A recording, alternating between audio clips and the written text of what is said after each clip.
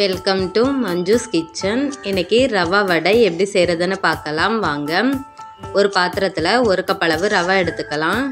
இதோட 1/2 கப் அளவு தயிர் எடுத்துக்கலாம். இதை நல்லா கலந்து விட்டுறலாம்.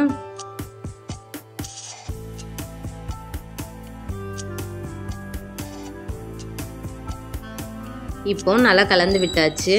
இது ஒரு 1/2 மணி நேரம் நல்லா ஊறட்டும், மூடி வச்சிடலாம். இப்போ 1/2 மணி நேரம் ஆகிடுச்சு. ரவை நல்லா ஊறி இருக்கு.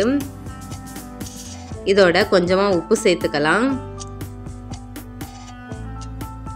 கொஞ்சமாக ஜீரகம், கொஞ்சமாக மிளகு, கொஞ்சமாக பெருங்காயத்தூள், பாதி பெரிய வெங்காயம் சின்னதாக கட் பண்ணி சேர்த்துக்கலாம், ஒரு பச்சை மிளகாய் சின்னதாக கட் பண்ணி சேர்த்துக்கலாம், கொஞ்சமாக கொத்தமல்லி இலை, கொஞ்சமாக கருவேப்பிலை, எல்லாத்தையும் சேர்த்து நல்லா பிசைஞ்சு விட்டுறலாம்.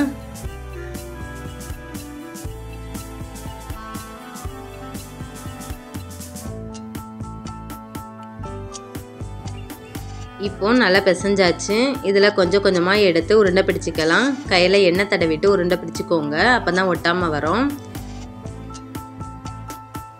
இதை கையில் வச்சு லைட்டாக அழுத்தி விடுங்க. நடுவில் ஒரு ஓட்டை போட்டுக்கலாம். அவ்வளவுதான். இதை எண்ணெய் சூடானதும் பொரிச்சிடலாம்.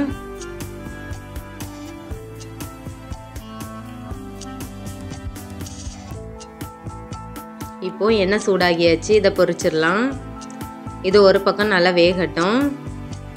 இப்போ ஒரு பக்கம் நல்லா வெந்துடுச்சு, திருப்பி போட்டுக்கலாம். இப்போ 2 பக்கமும் நல்லா வெந்துடுச்சு, நல்லா கலர் சேஞ்ச் ஆகி வந்திருக்கு. இதை எடுத்துடலாம்.